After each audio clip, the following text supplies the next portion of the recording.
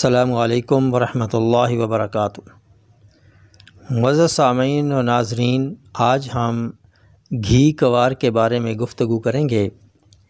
گھی کوار میں پائے جانے والے اجزاء میں vitamin A, beta carotene, vitamin C, folic acid, vitamin B1، B2، B3 اور B12، choline, salicylic acid, sugar, amino acid, lignin, saponins, یہ اجزاء پائے جاتے ہیں۔ فوائد کے لحاظ سے گھی کوار پودے کے تنوں میں موجود جیل گودا گھی کوار کہلاتا ہے۔ یہی دواعن مستعمل ہے۔ مختصر تذکرہ کروں گا، تفصیل آئندہ کسی ویڈیو میں شیئر کروں گا۔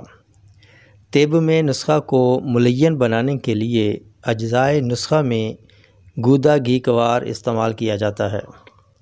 جدید میڈیکل میں اسے جلدی امراض کے لیے استعمال کیا جاتا ہے۔ کاسمیٹکس میں وسیع رینج میں مستعمل ہے، کیونکہ یہ جراثیم کش تاثیر رکھتا ہے۔ اس کے گودے کا مساج جلد میں بننے والے ٹیومر سیلز کو ختم کرتا ہے اور جلد کو چمکدار نرم بناتا ہے۔ گھی کوار اینٹی وائرل اور اینٹی ٹیومر خاصیت بھی رکھتا ہے۔ اس میں اینٹی آکسیڈنٹ خواص بھی موجود ہیں۔ اندرونی سوزش کو بھی کم کرتا ہے۔ طب میں اس کا حلوہ معروف ہے۔ اس کا استعمال بالوں کی جملہ علامات اور جلد کی چند علامات میں کامیابی سے کیا جاتا ہے۔ قبض رفع کرتا ہے، جوڑوں کی سوزش کم کرتا ہے، چنبل میں مفید ہے، مسوڑوں کی سوزش کم کرتا ہے، تناؤ اور موچ آنے کو رفع کرتا ہے۔ ایک نسخہ بالوں کے لیے ہے، جو بالوں کا دو رخا ہونا، قبل از وقت سفید ہونا، روکھے بالوں کے لیے، سکری ختم کرنے کے لیے اور بالوں کا گرنا روکنے کے لیے۔ نسخہ نوٹ فرما لیں۔ گھی کوار 3 چمچ، سرکہ سیب 1 چمچ، شہد آدھا چمچ۔ اس کو اچھی طرح مکس کر لیں، بالوں کی جڑوں اور بالوں کو لگائیں۔ 1 گھنٹہ بعد سر دھو لیں۔